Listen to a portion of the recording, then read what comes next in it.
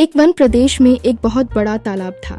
हर प्रकार के जीवों के लिए उसमें भोजन सामग्री होने के कारण वहां नाना प्रकार के जीव, पक्षी, मछलियां, कछुए और केकड़े निवास करते थे। पास में ही बगुला रहता था, जिसे परिश्रम करना बिल्कुल अच्छा नहीं लगता था। उसकी आंखें भी कमजोर थीं। मछलियां पकड़ने के लिए तो मेहनत करनी पड़ती हैं, जो उसे खटती थीं। इसीलिए आलस्य के मारे वह प्रायः भूखा ही रहता। एक टांग पर खड़ा यही सोचता रहता कि क्या उपाय किया जाए कि बिना हाथ पैर हिलाए रोज भोजन मिले। एक दिन उसे एक उपाय सूझा तो वह उसे आजमाने बैठ गया। बगुला तालाब के किनारे खड़ा हो गया और आंखों से आंसू बहाने लगा। एक केकड़े ने उसे आंसू बहाते देखा तो वह उसके निकट आया और पूछने लगा, मामा क्या बात है, भोजन के लिए मछलियों का शिकार करने की बजाय खड़े खड़े आंसू बहा रहे हो। बगुले ने जोर की हिचकी ली और भर्राए गले से बोला, बेटे बहुत कर लिया मछलियों का शिकार, अब मैं यह पाप कार्य और नहीं करूंगा। मेरी आत्मा जाग उठी है, इसलिए मैं निकट आई मछलियों को भी नहीं पकड़ रहा हूँ। तुम तो देख ही रहे हो। केकड़े बोला, मामा शिकार नहीं करोगे, कुछ खाओगे नहीं तो मर नहीं जाओगे। बगुले ने एक और हिचकी ली।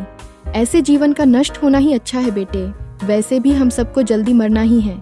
मुझे झांत हुआ है कि शीघ्र ही यहाँ 12 वर्ष लंबा सूखा पड़ेगा। बगुले ने केकड़े को बताया कि यह बात उसे एक त्रिकालदर्शी महात्मा ने बताई है, जिसकी भविष्यवाणी कभी गलत नहीं होती।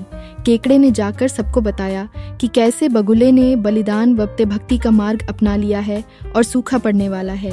उस तालाब के सारे जीव, मछलियां, कछुए, केकड़े, बत्तख, सारस आदि दौड़े दौड़े बगुले के पास आए और बोले, भगत मामा अब तुम ही हमें कोई बचाव का रास्ता बताओ, अपनी अक्ल लड़ाओ, तुम तो महाज्ञानी बन ही गए हो। बगुले ने कुछ सोचकर बताया कि वहां से कुछ कोस दूर एक जलाशय है, जिसमें पहाड़ी झरना बहकर गिरता है। वह कभी नहीं सूखता। यदि जलाशय के सब जीव वहां चले जाएं तो बचाव हो सकता है। अब समस्या यह थी कि वहां तक जाया कैसे जाएं। बगुले भगत ने यह समस्या भी सुलझा दी। मैं तुम्हें एक एक करके अपनी पीठ पर बिठाकर वहां तक पहुंचाऊंगा, क्योंकि अब मेरा सारा शेष जीवन दूसरों की सेवा करने में ही तो गुजरेगा। सभी जीवों ने गदगद होकर बगुला भगत जी की जय के नारे लगाए। अब बगुला भगत के पौ 12 हो गई। वह रोज एक जीव को अपनी पीठ पर बिठाकर ले जाता और कुछ दूर ले जाकर एक चट्टान के पास जाकर उसे उस पर पटक कर मार डालता और खा जाता। कभी बगुला 2 को ले जाता और 2 जीवों को छट कर जाता। तालाब में जानवरों की संख्या घटने लगी। चट्टान के पास मरे जीवों की हड्डियों का ढेर बढ़ने लगा और बगुला की सेहत बनने लगी। खा खा कर वह खूब मोटे हो गया।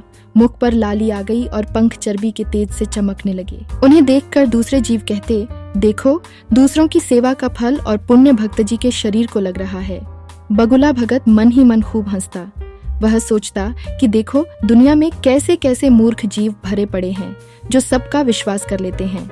ऐसे मूर्खों की दुनिया में थोड़ी चालाकी से काम लिया जाए तो मजे ही मजे हैं। बिना हाथ पैर हिलाए खूब दावत उड़ाई जा सकती है।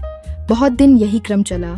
एक दिन केकड़े ने बगुले से कहा, मामा तुमने इतने सारे जानवर यहाँ से वहां पहुंचा दिए, लेकिन मेरी बारी अभी तक नहीं आई। बगुला बोला, बेटा आज तेरा ही नंबर लगाते हैं, आजा मेरी पीठ पर बैठ जा। केकड़ा खुश होकर बगुले की पीठ पर बैठ गया। जब वह चट्टान के निकट पहुंचा तो वहां हड्डियों का पहाड़ देखकर केकड़े का माथा ठनका। वह हकलाया, यह हड्डियों का ढेर कैसा है, वह जलाशय कितनी दूर है मामा।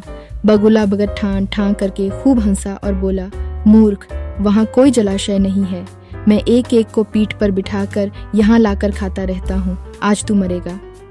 केकड़ा सारी बात समझ गया।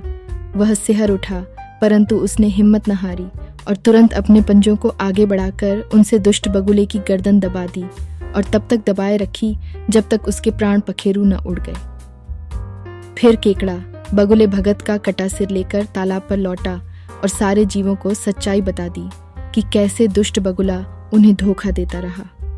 तो दोस्तों, हमें इस कहानी से ये सीख मिलती है कि कभी भी किसी की भी बातों पर आंखें मूंदकर विश्वास नहीं करना चाहिए। मुसीबत में धीरज और बुद्धिमानी से कार्य करना चाहिए।